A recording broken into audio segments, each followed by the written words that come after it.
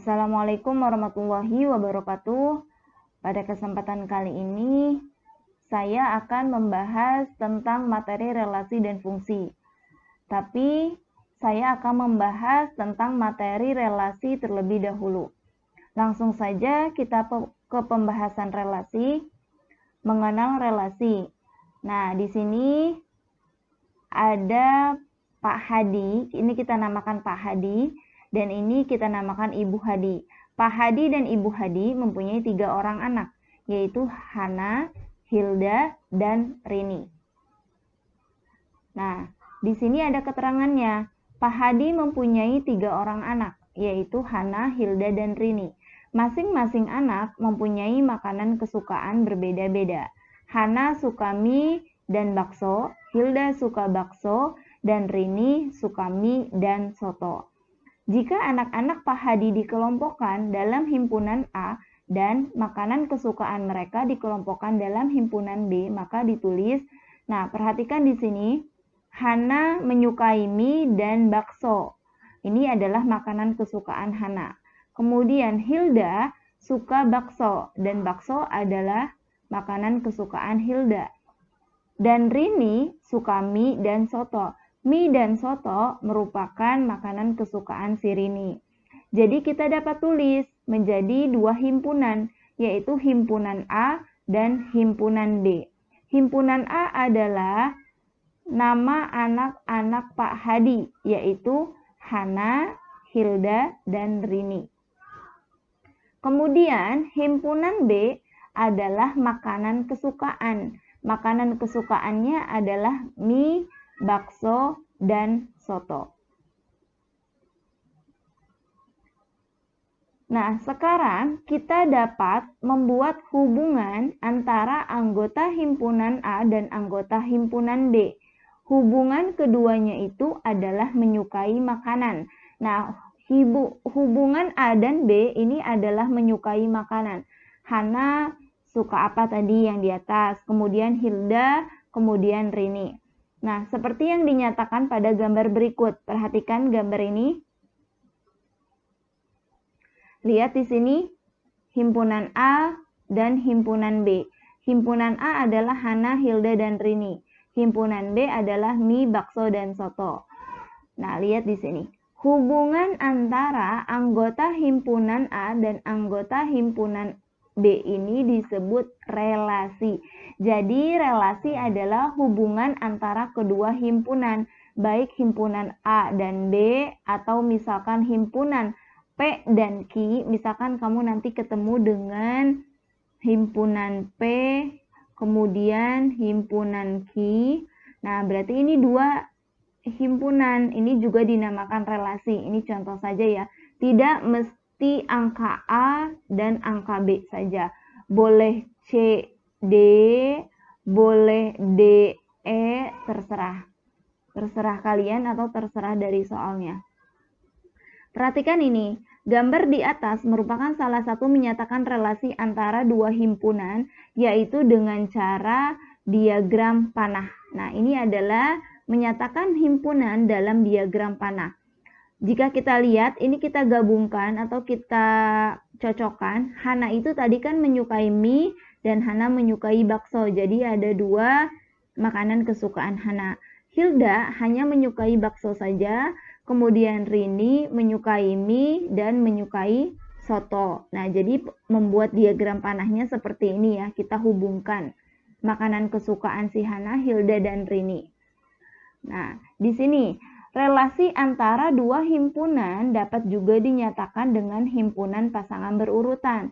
Selain diagram panah, relasi juga dapat dinyatakan dengan pasangan berurutan. Pasangan berurutan itu seperti apa? Lihat di sini. Hana, mie. Berarti Hana menyukai mie. Kenapa menyukai? Karena kan tadi relasinya itu menyukai makanan. Kemudian Hana, bakso. Artinya Hana menyukai bakso. Hilda, bakso. Artinya Hilda menyukai bakso.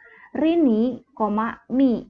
Artinya Rini menyukai mie, dan Rini, soto, artinya Rini menyukai soto. Jadi himpunan pasangan berurutan itu diurut satu-satu. Nah, diurut seperti ini ya. Nah, selain kedua cara di atas, relasi antara dua himpunan dapat juga dinyatakan dengan cara diagram Kartesius. Tadi kan sudah diagram panah, kemudian himpunan pasangan berurutan, dan yang ketiga adalah diagram Kartesius. Perhatikan diagram Kartesiusnya. Nah, ini saya tulis di sini nama anak ya. Biasanya kan kita tulis di sini simbol X ya. Tapi di sini saya tulis nama anak. Kemudian di sini biasanya kita tulis simbol Y, tapi kita tulis menyukai makanan.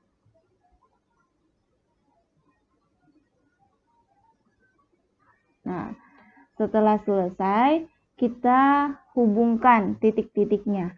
Hana tadi menyukai mie dan menyukai bakso. Ini kita hubungkan titiknya. Kemudian Hilda menyukai bakso.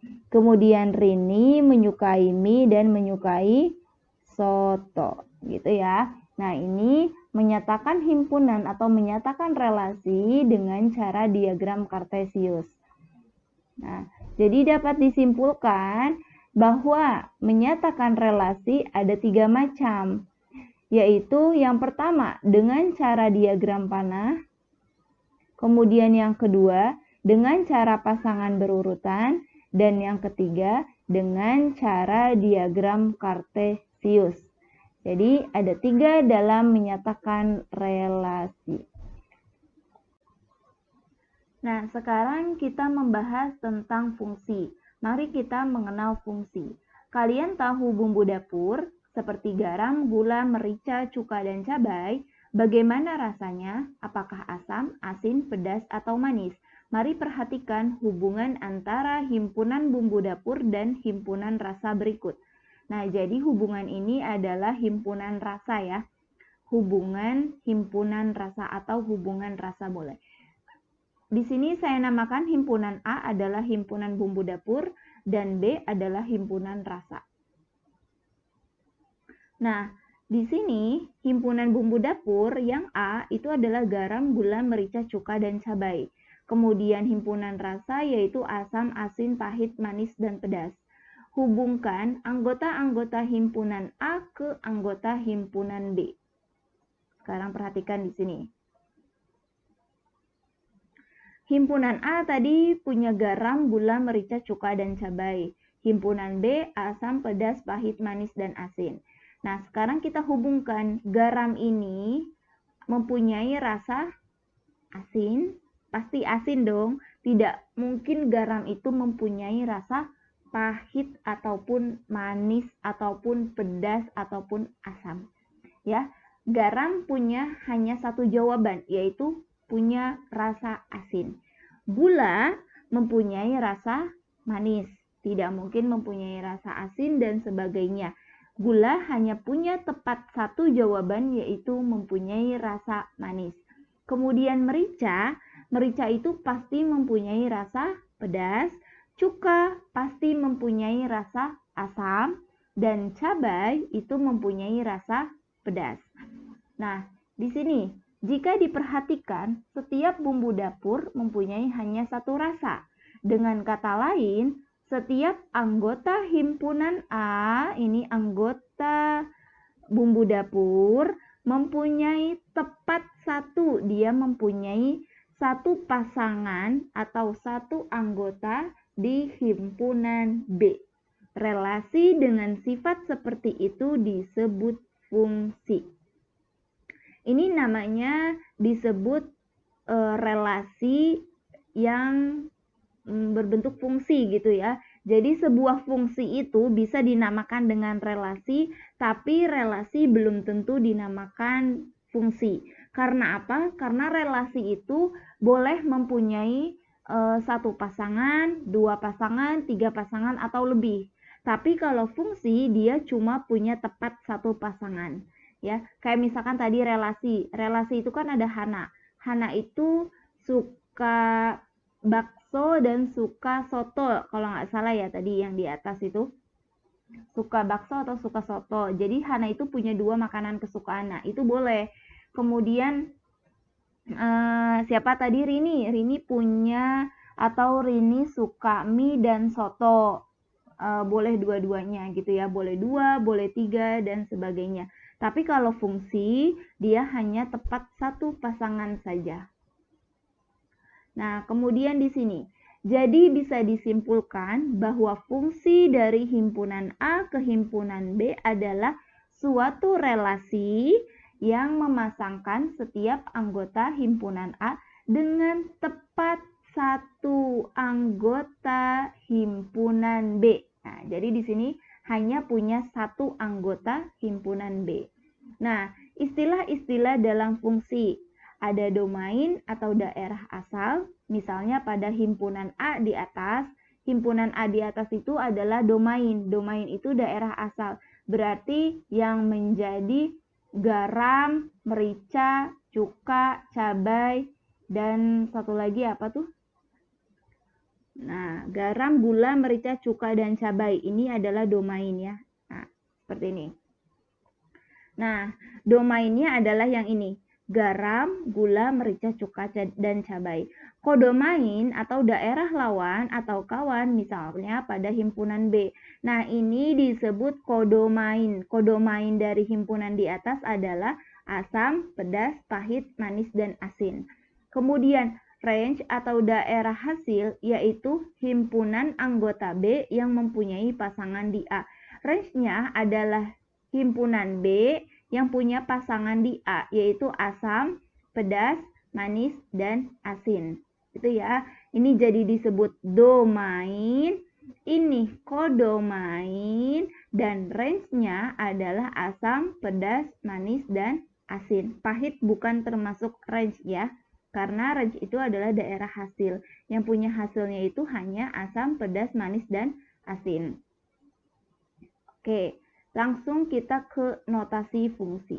Notasi fungsi f.2 x y atau f.2 x ax tambah b. Ini dibaca fungsi f memetakan x ke y atau fungsi f memetakan x ke ax plus b. Jadi y ini sama dengan ax plus B. Saya tulis di sini. Y sama dengan AX plus B. Nah, kemudian contoh.